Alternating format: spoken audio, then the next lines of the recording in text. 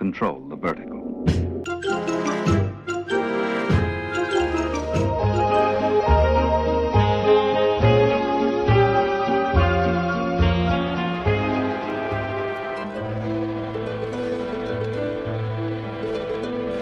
Welcome to Anthologic, the TV anthology podcast. I am your host, Mark. Anthologic is a podcast dedicated to exploring the good, the bad, and the odd of horror, science fiction, and the best of mystery suspense anthology shows and series on TV.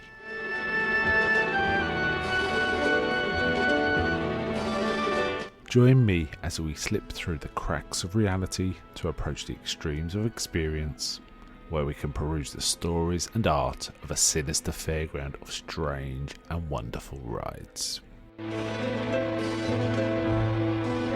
And now we go on to the show that is the focus of this particular episode.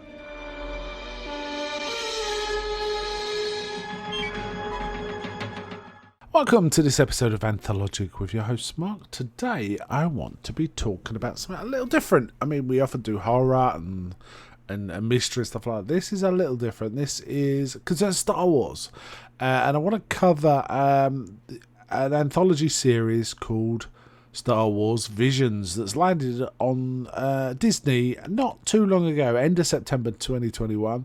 A 9-episode series. I'm only going to be talking about the first one, but I have watched all of the episodes, so I may briefly comment about my thoughts on some of those, or overall what I thought of it.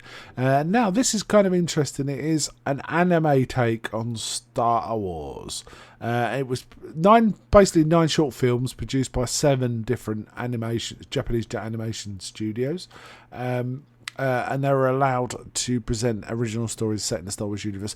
And these aren't really canon. In fact, they're considered to be alternate timelines somewhat, or just playing within the contracts of Star Wars without being Star Wars canon, really.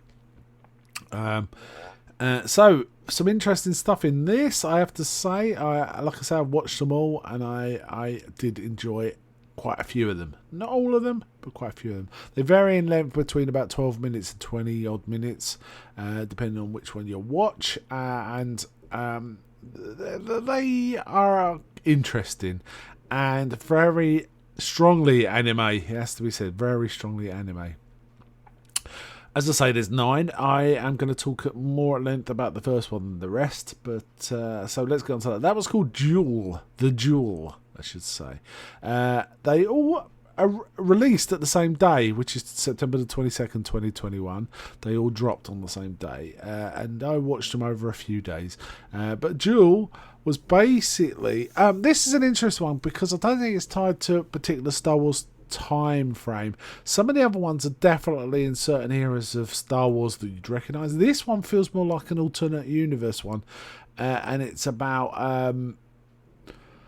they're set in like a feudal empire, so it combines elements of basically the Seven Samurai with Star Wars things we've seen, and the sort of tone and feel is very much anime and a look and feel you'd know from sort of more classic samurai movies. As I say, Seven Samurai felt like a real touchstone for this, in my opinion.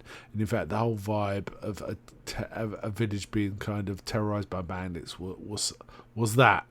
And we also see former stormtroopers there sort of hanging around the town too. So we know it is a bit familiar, but not entirely.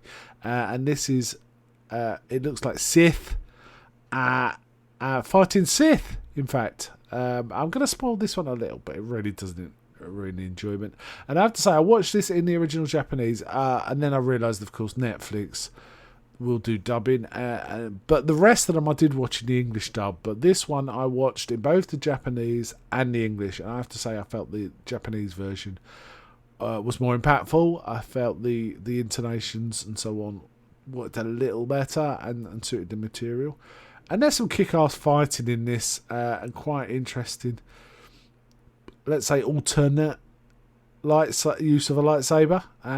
There's some interesting stuff going on. We get various droids, and we get one bad person one badass fighting another badass in this, and we kind of find out that someone, possibly a Jedi, and we're not sure, is hunting Sith. Certainly collecting the kyber crystals from their lightsabers, it appears, is how it kind of ends up.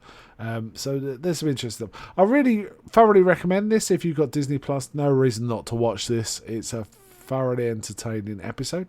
The rest of them, it varies. They range from goofy to really good. I would say there was possibly 3 or 4 standouts in this one. The Duel I really liked. I think it might be my favourite, but the 5th one, which is called The Ninth Jedi, which I think was one of the longer ones, it was really good. And I'm trying to think what else I really liked. There was a few others.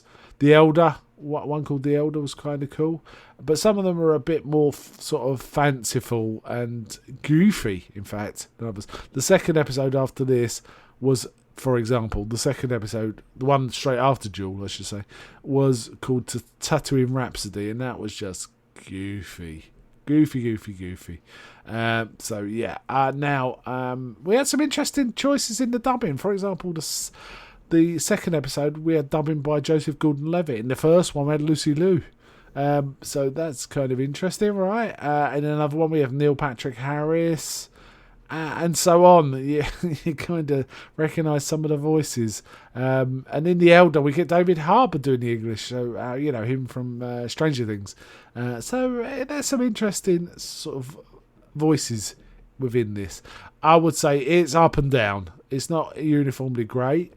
The work it most reminded me of is the companion animation work that went with The Matrix, which is called The Animatrix, which is a piece of work I really like, and it kind of made me think of that. And if you think of there's other sort of comic book and movie ones where anime has been brought in as an alternate use. For example, there's a one with Batman called Gotham Knight, which is a lot of anime that's kind of interesting. And this kind of has, I feel, a bit like those. I will say, yeah, Ninth Jedi and The Duel were probably the standouts, but there was a couple of others that I really liked. There was a weird one called The Twins that was a bit crazy, but I kind of liked it, for example, and so on. So I recommend this show. It's worth a look. 9 episodes are not much, right? And if nothing else, watch the first one, and if you don't like that, you probably ain't gonna like the rest. However, I will say The Duel, the first one we're talking about, is probably the most stylistically Japanese, harking back to older Japanese cinema, and in that respect, it's very interesting. I could almost feel Toshiro Mifune in there in this, so it was kind of worth seeing. Yes, so I think I'll wind it up there. But before I go, may I ask, is anybody out there? I'm not.